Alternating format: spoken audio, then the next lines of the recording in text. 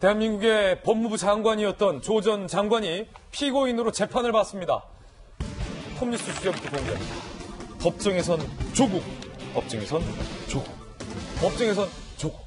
과연 조국 전 장관 잠시 후에 본인의 혐의에 대해서 뭐라고 얘기할지가 상당히 궁금해지는데, 서울중앙지법 영상 조금 전에 보여드렸지만 김광선 변호사님, 네. 자, 지금 조 전 장관이 오늘 무슨 혐의로 재판을 받습니까? 왜냐하면 상당히 혐의가 많잖아요. 그중에 오늘 재판받는 주요 혐의 뭡니까? 일단 기소된 범죄 사실은 한 12개 정도 됩니다. 처음에 이제 11개 범죄 사실, 이제 가족의 입시 비리, 그리고 사모펀드, 공직자 윤리법 위반, 뇌물수수 이런 걸로 11개 혐의로 기소됐다가 그 부산 경제부시장이었던 유재수 부시장에 대해서 네. 감찰 무마 중단 의혹과 관련해서 이제 올해 1월에 기소가 됐어요. 예. 그래서 오늘 재판 자체는 12개의 혐의 중에서 감찰 무마 중단과 관련된 재판만 합니다. 이제 예. 그 이유는 여러 가지 있지만 이 감찰 무마 중단 사건은 공동 피고인이 있어요. 백원우 전 비서관이랄지 박형철 전 반부패 비서관이 있기 때문에 같이 공동 피고인이 같이 하는 재판부터 먼저 하고 나머지 개인적 비리에 관한 것은 이제 나중에 하겠다 해서 이제 오늘 재판이 시작이 되는데, 오늘 재판은 이제 공판 기일이기 때문에 이제는 공판 준비 기일이라고 해서 재판을 했었는데, 예. 그때는 이제 변호인들만 나와서 재판을 했어요. 근데 오늘은 정식 재판 절차이기 때문에 오늘 조 전 장관이 직접 법정에 출석을 해야 하는 거고요.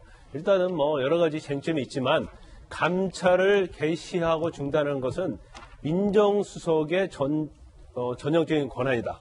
그렇기 때문에 이건 정무적인 판단에 의해서 예. 감찰문을 중단할 수 있는 거기 때문에 검찰이 말하는 직권남용죄에 해당이 되지 않고, 검찰이 주장하는 내용 자체는 일방적이고 사실을 왜곡했으면서 검사의 주관적인 생각을 공소장에 기재한 것이다. 이렇게 하면서 공판준비 절차에 기재된 범행을 부인했어요. 예, 그렇군요. 자, 김변 박사님, 네. 사실은 직권남용, 우리가 현 정부 들어서 이른바 적폐청산과 관련된 수사 과정에서 얼마나 많이 적용이 되고 또 들어봤던 혐의입니까?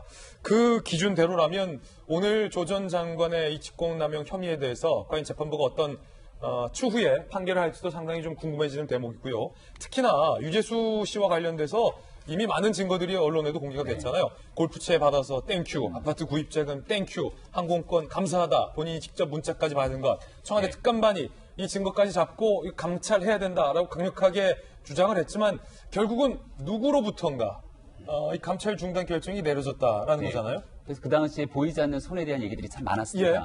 우리가 오늘 주목해 볼 거는 오후에 증인으로 출석하게 되는 이인걸 전 특감반장의 증인 출석입니다. 그렇군요. 그러니까 이인걸 전 특감반장 같은 경우는 유재수 전 부시장의 비위 등을 확인하고 난 뒤에 비위가 상당히 심각하다라고 얘기해서 이 감찰을 중단하면 안 된다라고 주장을 합니다. 그렇죠. 그러니까 이 공소장의 내용에서도 뭐라고 나왔냐면 청와대가 금융권을 잡고 나가려면 유재수 같은 사람이 필요하다라는 얘기까지 알고 있었던 정황들에 대한 얘기까지 나오고 있는 상황입니다. 예. 그렇기 때문에 과연 오늘 있게 되는 재판 과정 속에서 이 이인걸 전 특감반장이 청와대 안에서 벌어졌던 내용들을 얼마나 면밀하게 증언할지 여부들을 확인이 필요하고요. 예. 오늘 조국 전 장관뿐 아니라 지금 여기에는 박형철 반부패 전 비서관 그리고 백원우 전 비서관도 함께 공동 피고인으로 출석하게 되는데 서로 간의 주장이 약간씩 상이했습니다. 아무래도 지금 현재 모두가 피고인의 상황에서 본인에게 유리한 상태로 재판을 끌고 가기 위해서 서로가 서로를 좀 배척할 수 있는 부분이 있을 텐데 네. 과연 이 모든 일들에 대한 총괄 책임자는 아무래도 민정수석 신분을 있었던 조국 전 장관으로 볼 수 있기 때문에 예. 조국 전 장관은 피고인으로서 어떤 주장을 하게 될지 검찰의 공소사실 내용과 모든 것들이 오늘 처음으로 공개되는 터라 정말 이제 주목되는 하루가 될 것 같습니다. 특히나 오늘 재판의 주요 혐의가 상당히 향후에도 주요한 영향을 미칠 것으로 예상되는 이유 중에 하나가 바로 당사자 중에 한 명인 이 유재수 씨가 갖은 비위 혐의에도 불구하고 청와대 특별감찰이 결과적으로 무마가 됐고 무산이 됐고 그 이후에도 소위 승승장구를 하다가 오거돈 전 시장이 최근에 사퇴를 했는 그 부산시의 정무부시장으로까지 이른바 영전을 했기 때문에 김영주 의원님, 네. 이른바 이인걸 전 특감반장의 주장대로 우리 사람이기 때문에 이 유재수 씨에 대해서 무언가 감찰도 안 됐고 그 이후에 부산시 정무부시장으로까지 영전했던 갭이 있는 건 아니냐, 과정이 있는 건 아니냐, 우리 사람이기 때문에 뭐 이런 의혹도 좀 검찰이 수사를 해왔죠. 네, 그렇습니다. 이제 우리 사람이라고 했을 때 그것이 과연 이제 대통령의 청와대 외부에서 누구를 통해서 어떤 루트를 통해서 그런 조국 전 장관으로까지 왔는가라는 라인도 굉장히 중요한 검토 대상이겠죠. 아직은 의혹입니다만. 네네, 아직은 의혹입니다만. 결과적으로, 기본적으로 그런 의미에서 백은우 민정비서관이 가지는 역할과 무게가 굉장히 큽니다. 그런 것을 실제로 조국 전 장관이 많이 알지 못하는 상태에서 말하자면 노무현 대통령 때부터 이어져 오는 인연으로 지금 그것이 말하자면 백은우 또 유재수 이렇게 다 같이 연계되는 그 라인들이 역사성을 갖고 있거든요. 그런 부분을 과연 누가 그러면 압력을 넣었으며 또 그 압력을 넣었다고 해서 그것이 그대로 작동됐는가 안 했는가.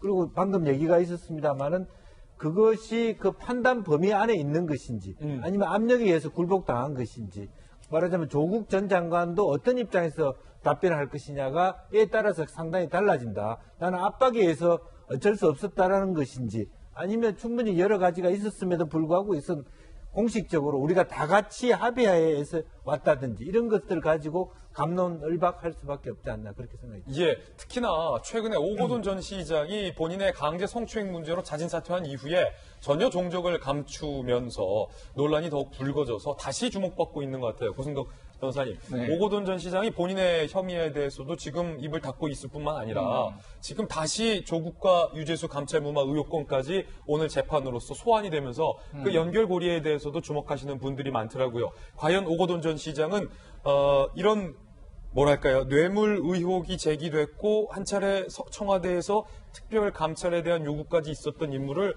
어째서 부산시의 정무부시장으로 데려왔나와 관련된 부분도 아직 오거돈 전 시장은 이와 관련된 이야기를 공식적으로 하지 않았어요. 네. 사실 뭐 오거돈 시장이 지금 종적을 감춰가지고 뭐 이렇게 펜션을 제공한 분에게 이제 뭐 범인 도피 방조죄로 뭐 고발까지 지금 된 상태인데요. 보통 이제 정무부시장 정도 해당이 되죠. 왜냐하면 이제 경제부시장이라고 이름은 붙였지만 실제 이제 정무적으로 충분히 임용될 수 있는 자리이기 때문에 사실상 이제 그 일반 그 밑에서부터 승진한 행정부시장하고는 좀 이제 다른 위치에 있는 분인데 보통 이제 시장이 되게 되면 이제 서울이라든가 부산 이 정도는 이제 큰 광역이기 때문에 그 부시장이 이제 2명이 아니고 3명이고 작은 광역시는 이제 부시장이 보통 2명입니다. 그런데 이제 유재수 부시장 임명할 당시에는 정말 그 경제라는 말이 붙었긴 하지만 완전히 낙하산이거든요. 그래서 예. 전혀 뭐 부산시에서 일한 경험이 없는 사람이 금융에서 일하다가 이제 날라온 거기 때문에 이건 누가 보더라도 그 정치적인 연결고리가 없으면은 쉽게 그 임명할 수 없는 거죠. 왜냐하면 실력만 가지고 부시장에 임명되는 자리가 아니거든요. 다만 이제 오거돈 부시장이 이제 부산시장 전 시장이 유재수 부시장을 임명할 당시에 그 어떤 상황이냐 이 부분은 아직은 이제 이게 뭐 범죄다 이런 건 아니고요. 그렇죠. 다만 뭔가 어떤 청와대라든가 어디서 뭔가 부탁이라든가 청탁이라든가 뭐 압력까지는 아닐 수도 있어요. 뭐가 있지 않겠냐 하는 이제 의혹은 있을 수 있는 거죠.